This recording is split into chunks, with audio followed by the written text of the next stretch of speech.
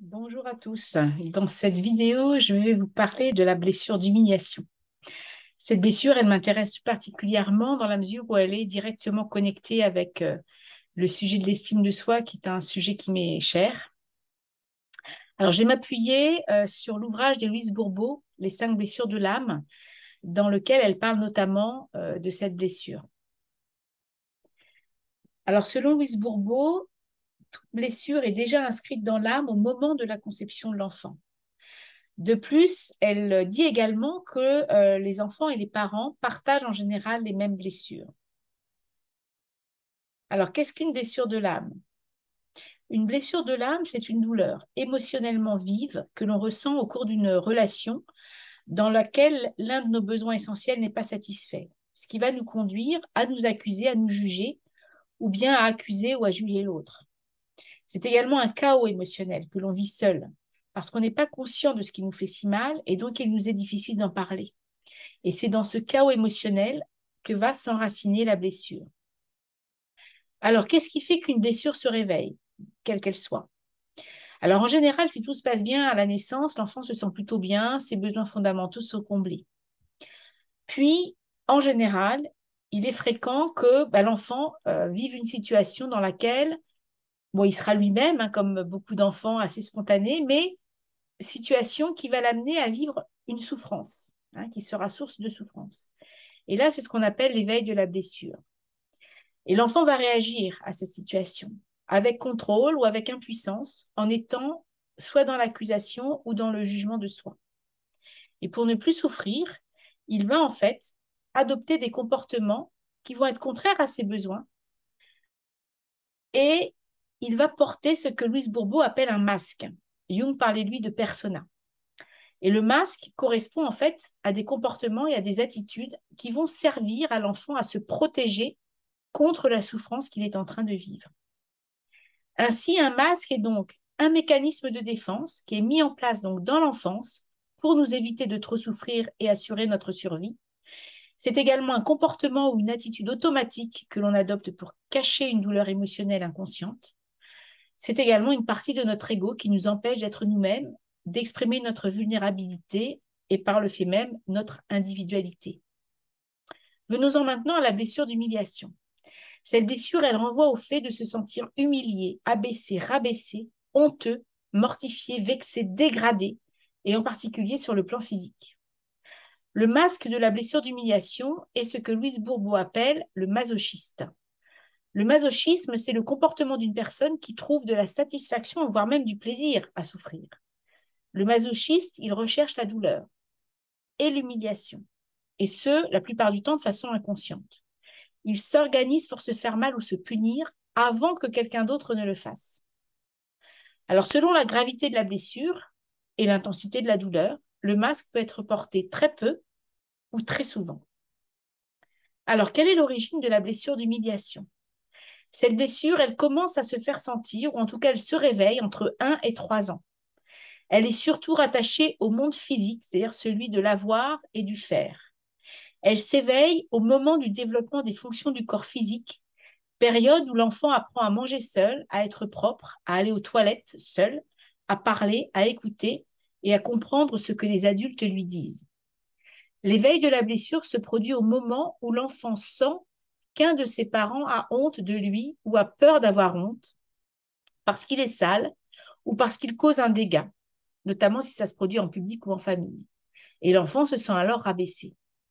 La blessure, elle peut également s'éveiller si l'enfant se sent très contrôlé par un parent, qu'il ne peut pas agir à sa guise, qu'il n'est pas libre de ses mouvements, qu'il ne peut pas bouger comme il le souhaiterait. Par exemple, prenons la situation suivante. L'enfant est en famille avec ses parents, ils attendent des convives, l'enfant est allé jouer dans le jardin, il s'est sali juste avant l'arrivée des invités, et il se fait alors disputer et punir. Selon Lise Bourbeau, cette blessure est le plus souvent vécue avec la mère. Elle peut cependant être vécue avec le père quand il exerce le contrôle et joue le rôle de mère en montrant par exemple à l'enfant comment être propre. Il est possible également que cette blessure soit reliée à la mère dans le domaine de la sexualité et de la propreté et au père dans le secteur de l'apprentissage, de l'écoute et de la parole. Alors comment se manifeste cette blessure? Le dégoût et la honte sont des sentiments fréquemment ressentis par le masochiste. L'humiliation ou la honte qu'il peut vivre se situe dans les domaines de l'avoir et du faire, comme je l'ai dit précédemment. Il peut arriver au masochiste de faire des pieds et des mains pour arriver à être comme les autres voudraient qu'il soit. Mais c'est ce qu'il fait ou ne fait pas, ce qu'il a ou n'a pas qui va déclencher sa blessure. Louise Bourbeau a d'ailleurs remarqué que faire et avoir des choses deviennent souvent des moyens pour compenser cette blessure. Le masochiste, il veut se montrer solide, il ne veut plus être contrôlé, il devient alors très performant et a tendance à faire les choses pour les autres. Mais il ne réalise pas toujours qu'en accomplissant tout pour les autres, il les abaisse, il les humilie, en leur faisant sentir que sans lui, ils ne peuvent pas y arriver. De plus, chaque fois qu'il veut tout faire pour les autres, en fait, en réalité, il désire se créer des contraintes et des obligations parce qu'il croit qu'ainsi, il ne leur fera pas honte. Mais très souvent, il se sent humilié et a le sentiment qu'on abuse de lui. Et puis, il se sent rarement reconnu pour tout ce qu'il fait et il en souffre. Le masochiste a souvent de la difficulté à exprimer ce dont il a vraiment besoin. Et s'occuper des autres l'éloigne d'autant plus de ses propres besoins. Il a également tendance à garder tout pour lui, de peur de dire des choses qui pourraient lui faire honte. Il est généralement hypersensible, la moindre petite chose l'atteint, la moindre critique à son égard le fait se sentir humilié et rabaissé. Il est aussi le grand spécialiste de l'autodévalorisation. Enfin, le masochiste est souvent reconnu pour sa capacité à faire rire les autres en riant de lui-même. Mais attention, ça peut être une façon inconsciente de s'humilier et de se rabaisser. Personne ne peut alors deviner que la peur d'avoir honte se dissimule peut-être sous les mots qui font rire. Alors, quelle est la peur qui se cache derrière cette blessure? La plus grande peur du masochiste, c'est la liberté, dans la mesure où il est convaincu qu'il ne saurait pas gérer le fait d'être libre. Il s'arrange donc inconsciemment pour ne pas l'être. Et la plupart du temps, c'est lui qui le décide, en aidant les autres ou en se donnant des responsabilités. Être libre pour le masochiste, ça signifie qu'il n'a de compte à rendre à personne, qu'il n'est pas contrôlé et qu'il fait ce qu'il veut quand il veut. Et alors? Ben alors, s'il était libre, il pourrait jouir pleinement de plaisirs sensuels, mais il en aurait honte. Lorsqu'il s'estime libre et qu'il sent que personne ne lui met de bâton dans les roues, il s'éclate, il vit sa vie à fond. Il n'a pas de limite. Il risque alors de tomber dans l'excès, manger trop, boire trop, dépenser trop, parler trop, aider trop, travailler trop, bref. Lorsqu'il adopte un de ces comportements, il a honte de lui-même, parce qu'il se sent humilié par les regards ou les remarques des autres, ou par le regard qu'il porte sur lui-même, bien sûr. C'est pourquoi il a très peur de se retrouver sans limite, convaincu qu'il ferait des choses honteuses.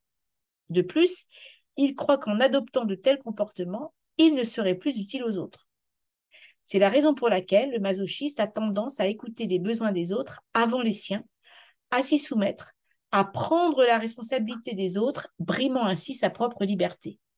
Pourtant, il se fait croire qu'il est libre, libre d'aider les autres ou non, et que c'est son choix.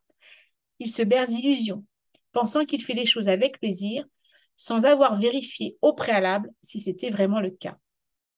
Alors, pour conclure, comment peut-on guérir de cette blessure d'humiliation? Alors, pour guérir de cette blessure, je pense qu'il est important de passer par ce qu'on appelle l'écoute empathique de soi et probablement un travail sur soi pour réapprendre à s'estimer et à se respecter. Alors, si vous vous sentez concerné, si vous êtes prêt à cela, prête à cela, voici quelques propositions. De la peut-être plus facile à mettre en œuvre et la moins engageante à la plus engageante. Alors, première chose que vous pouvez faire, c'est regarder mes derniers posts sur Facebook et LinkedIn qui portent notamment sur l'estime de soi. S'ils vous ont plu, je vous invite à liker, commenter, partager. Vous pouvez également regarder d'autres vidéos sur ma chaîne YouTube qui pourront vous éclairer sur votre mode de fonctionnement. Il y a plein de vidéos, notamment sur la honte, sur la culpabilité, sur les 5 blessures de façon plus générale. Donc, je pense que vous trouverez votre bonheur pour aller explorer, je dirais, la psychologie de tout à chacun et peut-être aussi mieux vous connaître, mieux vous comprendre. Pensez également à vous abonner à ma chaîne si ça vous a plu.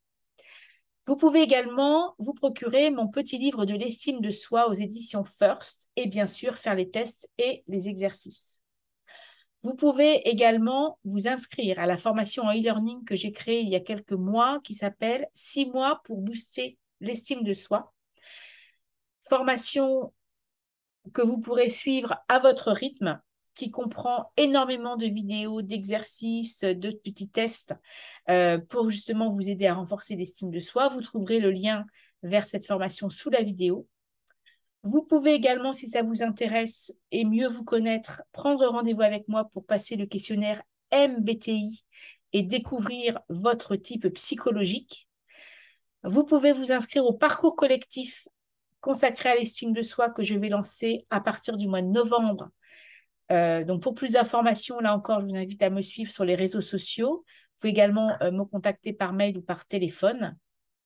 Et enfin, plus engageant, bien sûr, si vous souhaitez entamer un travail personnel, psychothérapeutique, vous pouvez là encore me contacter par mail ou par téléphone. Vous trouverez mes coordonnées sous cette vidéo.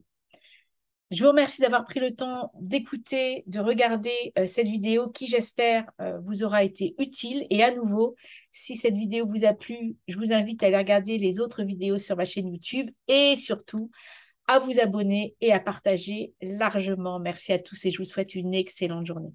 Au revoir.